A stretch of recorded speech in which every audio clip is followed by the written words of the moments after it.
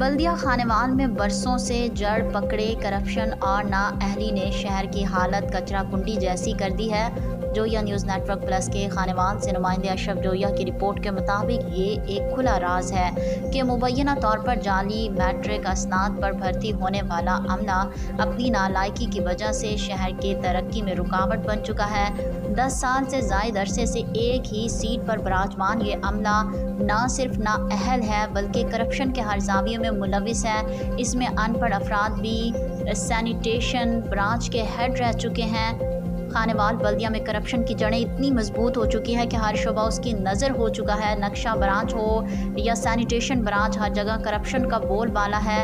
इन इदारों में काम करने वाले अहलकार अपनी जेबें भरने में मसरूफ़ हैं, जबकि शहर में गंदगी और मसाइल के अंबार लगे हुए हैं। शहर में जगह जगह गंदगी के ढेर लगे हुए हैं, जिसकी वजह से ना सिर्फ शहरियों की ज़िंदगी मुश्किलात से दो चार है बल्कि सेहत के मसाइल भी बढ़ रहे हैं।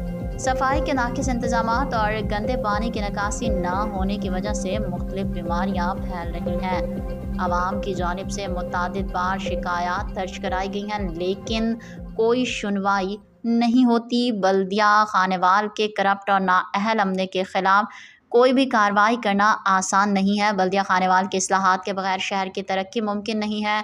उम्मीद है कि आला हुकाम इस जानिब फौरी तवज्जो देंगे और बल्दिया खानेवाल को करप्शन फ्री और तरक्की याफ्ता इदारा बनाने में अपना मुस्बत किरदार अदा करेंगे।